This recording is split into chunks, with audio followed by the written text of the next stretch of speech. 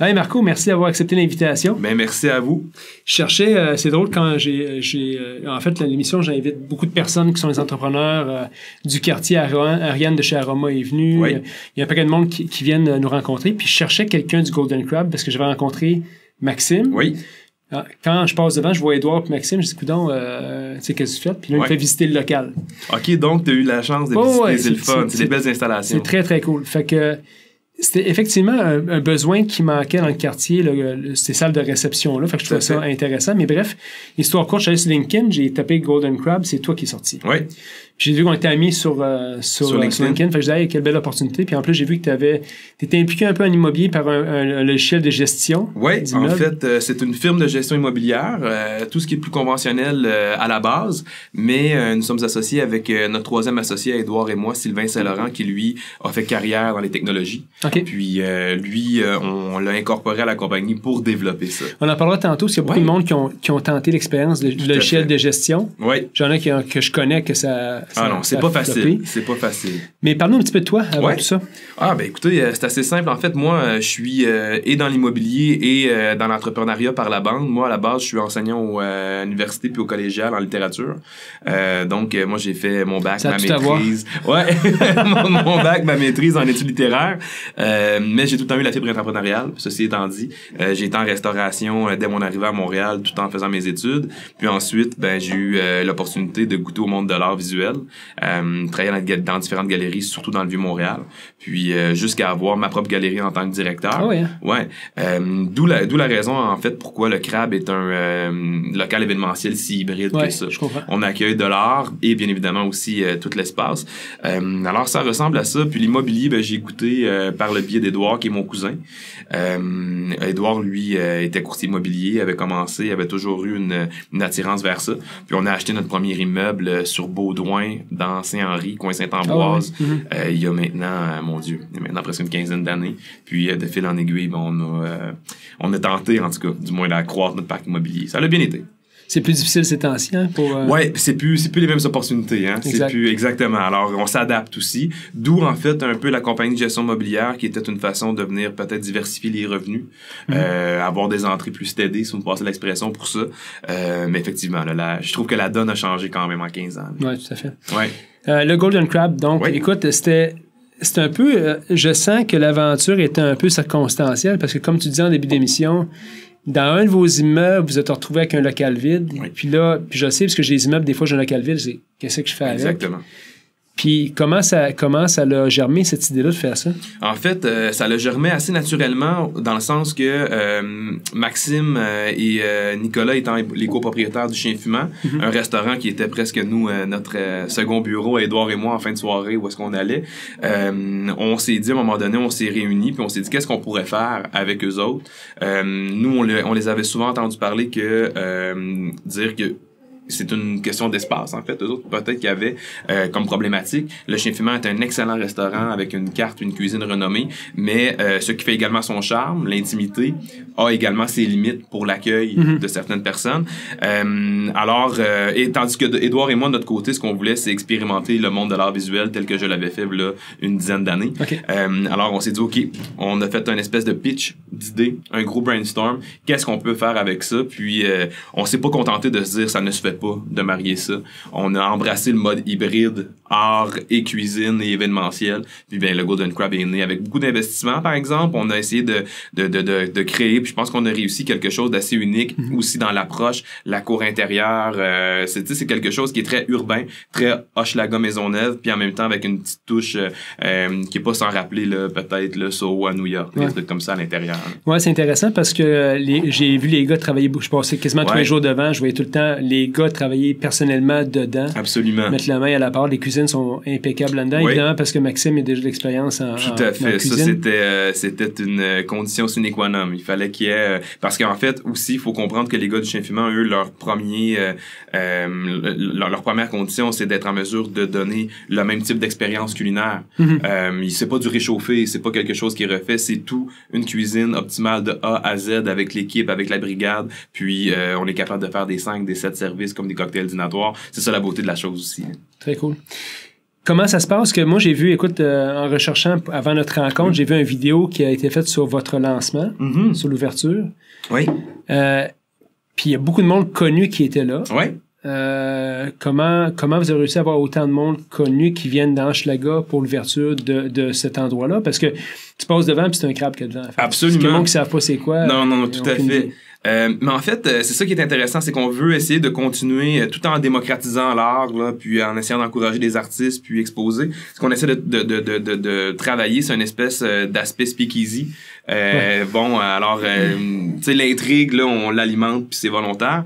En ce qui a trait au lancement, où on est extrêmement chanceux d'avoir Véronique, qu'on a eu Louis Morissette qui sont passés aussi, Pierre-Yves McSween, ben c'est surtout par le biais du chien fumant. Ce sont des clients, ils ont des relations privilégiées avec Nicolas et Maxime, donc eux, c'était essentiel pour eux d'être là. Alors, ben, tu sais, c'est un effet boule de neige, hein. Ils se sont présentés, ils ont invité des gens. Édouard et moi avons fait affaire aussi avec notre propre réseau, ce qui a fait en sorte que 4 personnes de quand même 4 univers différents fait en sorte qu'on a eu un super beau lancement, puis on est encore reconnaissant à tout le monde de s'être déplacé. Ouais. Dis-moi, c'est une aventure, je sais pas si tu le sais, mais comment on rentabilise quelque chose comme ça? Parce que c'est pas un restaurant, c'est que du monde qui vient à tous les soirs. Absolument. Faut le louer. Oui. Right? Oui. Comment on rentabilise ça? C'est une excellente question. Comme on disait, nous, on a le luxe. En fait, c'est un avantage comme un désavantage d'avoir à se payer nous-mêmes le loyer. Alors, est-ce que notre loyer est peut-être aussi substantiel qu'il ne l'aurait été pour quelqu'un d'autre? Peut-être qu'on a plus une marge de manœuvre à ce moment-là. Mais l'idée, c'est vraiment de faire en complémentarité nos 2 sources de revenus. C'est-à-dire de faire en sorte qu'on ait une dizaine d'événements par mois, gracieuseté du chien fumant, donc des groupes, mais de tout acabit. Là, on a accueilli beaucoup de corporatifs, par exemple, durant la période des fêtes. Mais de l'autre côté, c'est également, on a une clientèle de collectionneurs d'art qui, de plus en plus, montre un intérêt marqué, ce qui vient faire en sorte de diversifier, en fait, une pluralité de sources de revenus pour nous. Comme dans le mois de janvier, c'est un peu plus mort parce qu'on est en vacances, le chien fumant était terminé du côté des événements, mais ça n'empêche rien que nous, lorsqu'on est capable de trouver une perle rare sur le marché de l'art, on a déjà une liste de clients qui sont intéressés. Alors, il y a du maraudage qui se fait de ce côté-là. C'est vraiment d'essayer de trouver un équilibre dans cette espèce de complémentarité-là. De la vente d'œuvres et les événements. Parce que ce que je comprends, puis ce que je ne savais pas, là, c'est que vous avez vendu de l'art là-bas. Absolument. Aussi. Parce qu'il y a beaucoup d'œuvres d'art. Oui. Bon, c'est exposé, évidemment, pour les gens qui y vont pour avoir un intérêt pour l'acheter, mais est-ce que les gens vont aller voir comme une galerie d'art sur la rue Sherbrooke pour mettre une œuvre et dire, écoute, essaie de me vendre cette œuvre-là? Tout à fait. C'est même que ça. Absolument. Est-ce que ça s'appelle une galerie d'art? Oui, nous, on s'assume complètement. Okay. On s'assume complètement dans notre place, dans le marché de l'art. On est là, puis on veut y être, puis on veut y rester. On travaille avec de nouveaux artistes, des artistes émergents, de moins en moins, parce que présentement, on a commencé à trouver pas mal, tu sais, les gens avec qui on voulait travailler, puis on veut travailler avec eux pour un bout de temps. Ça nous sert à rien d'avoir 25 artistes différents qui se compétitionnent les uns les autres. Puis de l'autre côté, on est très actifs sur le marché secondaire puis le marché des œuvres d'art qui sont par exemple de grands maîtres ou des gens qui ont passé dans le paysage québécois ou canadien de l'art contemporain. Alors non, vraiment, c'est ça. C'est vraiment... Puis maintenant, est-ce qu'on est comme dans le Vieux-Montréal? Est-ce qu'on est comme dans Westmount ou Green? Bien évidemment que non. On est dans Hochelaga Maisonneuve avec un tout autre réseau de clients si on parle vraiment de passants. Mais ce que l'on fait surtout maintenant, c'est qu'on fait beaucoup de présentations personnalisées.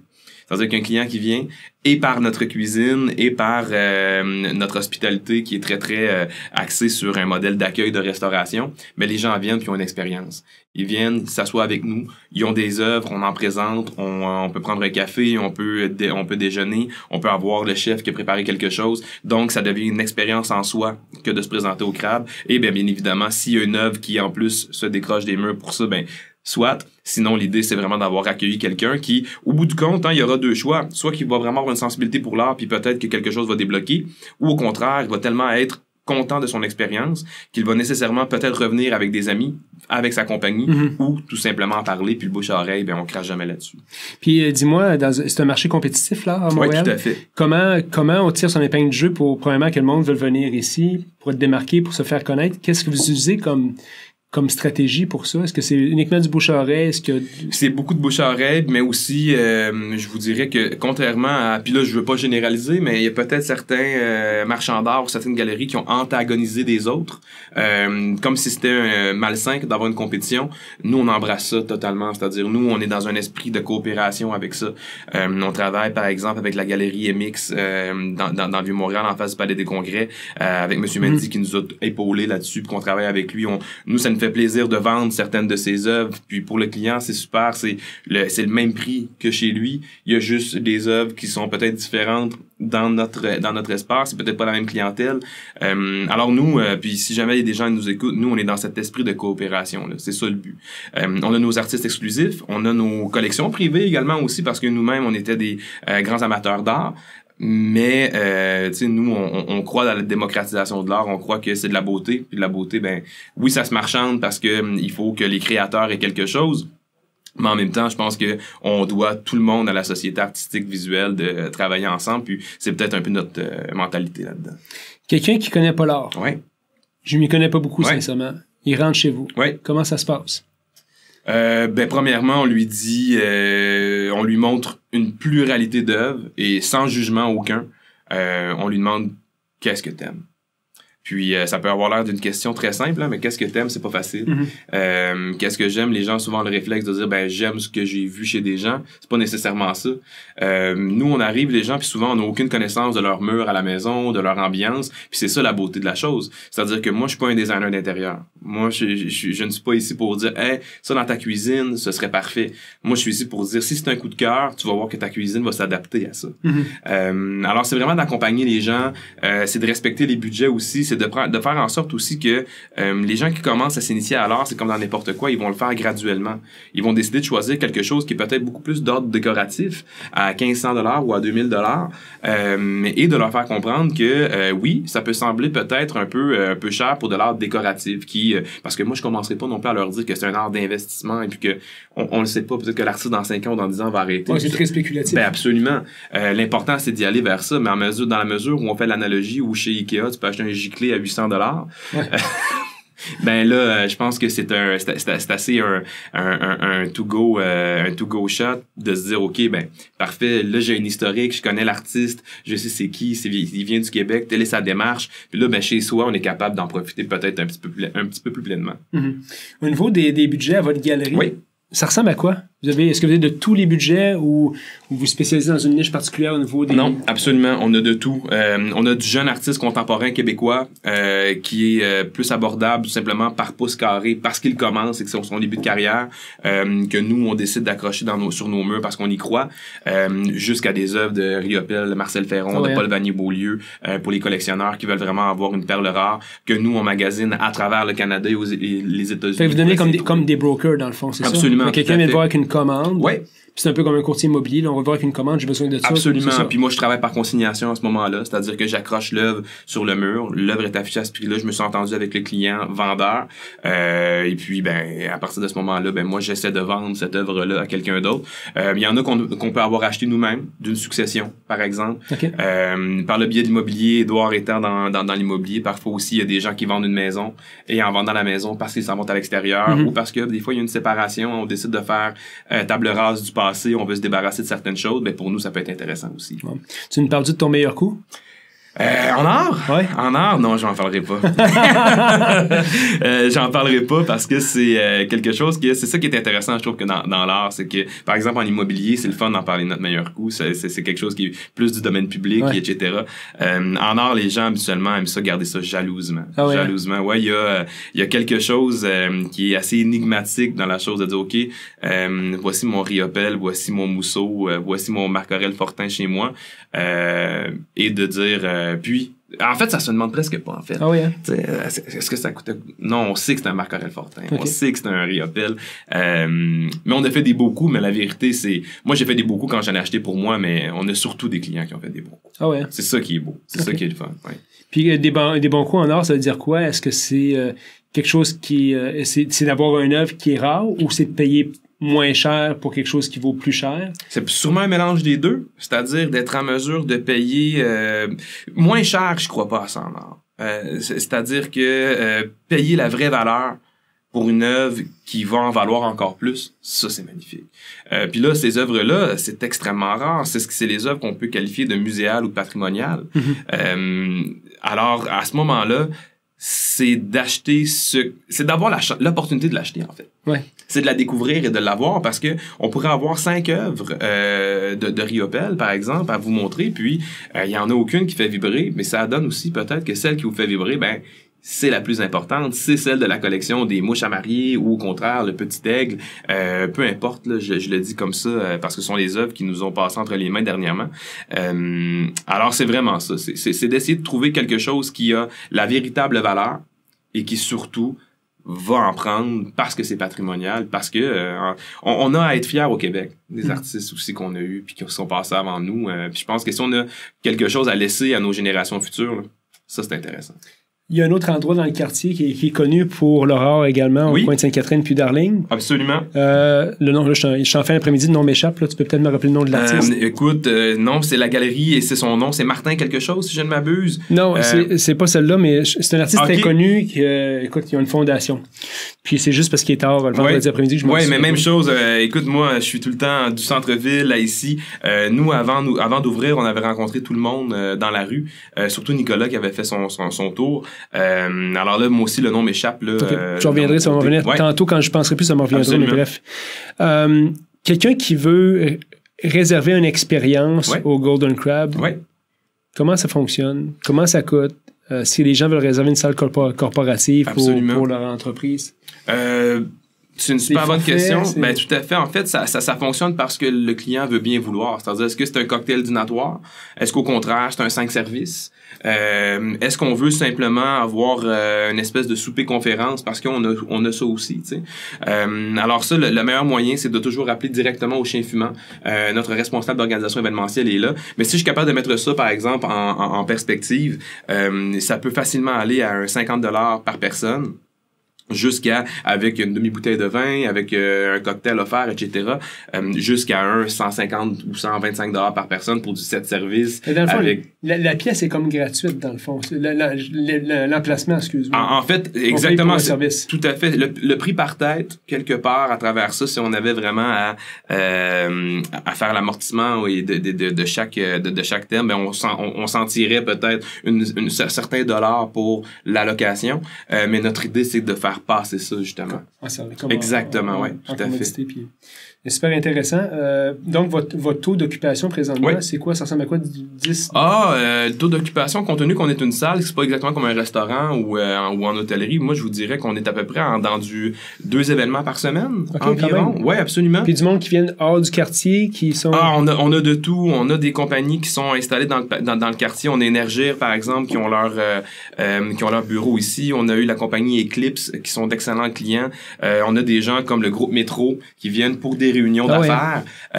Et ça va aussi de la petite compagnie de construction de la Rive-Nord ou de la Rive-Sud qui, par le bouche à oreille ou parce qu'ils sont des clients habitués du Chien Fumant, ont décidé de venir faire... Il y a beaucoup de business qui vient du Chien Fumant. C'est sûr. Et puis ça fait partie, en fait, du plan d'affaires. Le plan d'affaires a été pensé comme ça, c'est sûr. Nous, on mise sur ce réseautage-là parce que ce réseautage-là, il nous est opportun de 2 façons. C'est-à-dire que, oui, pour les groupes, mais également les relations que Maxime et Nicolas ont pu travailler au cours des dernières années, leur ont amené à connaître leurs clients. Il y en a qui ont une sensibilité pour l'art. Alors pourquoi pas les faire venir puis profiter de notre espace puis de notre offre. Alors oui, absolument, c'est une grosse pièce maîtresse de notre plan d'affaires. Très cool. Tantôt j'ai retrouvé, c'est Molinari. Chez Molinari, oui, absolument, mais oui.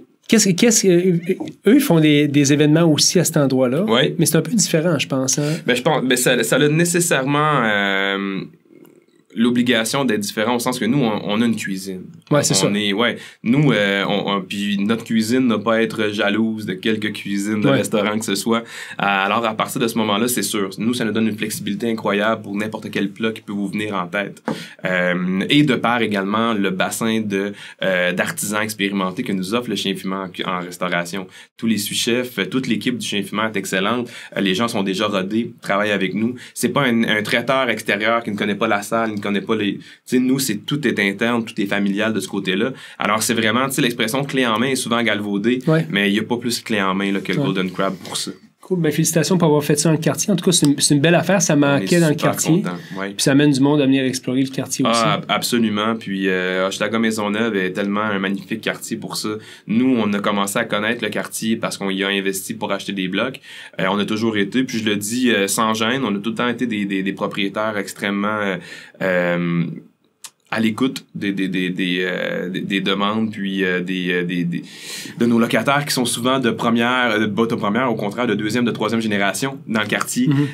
Puis on a tout le temps eu de super bonnes expériences. Alors nous, c'était assez normal que tant qu'à s'implanter quelque part, on s'implanterait dans Hochelaga-Maisonneuve. Très cool. Ouais. Fait que les gens qui veulent réserver Golden Crab ou qui veulent aller voir l'expérience, avez-vous une page Facebook? Absolument, on a une page Facebook. Sinon, le goldencrab.com, le site web, vont trouver un formulaire qui est hyper user-friendly, simplement pour nous faire parvenir leur requête. Puis le temps de traitement est en dedans de 24 heures. Ça s'en va directement à notre responsable de l'organisation, Francis Auchien. Et puis ensuite, la prise de contact est faite. Les gens qui s'intéressent à l'art, est-ce que c'est le même médium? Est-ce qu'ils passent par là aussi? Oui, absolument. Là, on est en train de revamper notre site web par rapport à ça, c'est-à-dire de mettre nos artistes avec lesquels on va travailler de façon plus continue et également des pièces de collection qui sont disponibles. Alors, bien évidemment, s'il y a des informations qui veulent être prises pour les œuvres, c'est sûr. Et c'est surtout d'appeler, puis nous, ça va nous faire plaisir, surtout Nicolas et moi, d'être sur place, puis de prendre un café avec quelques personnes que ce soit, que ça ait tente de voir nos œuvres. Cool. Merci infiniment, Marco, d'être venu. Merci à vous pour l'opportunité. On est bien contents. Cool. Fait que tu salues à Edouard et la gang. À tout le monde. Ça marche? Tout à fait. Merci.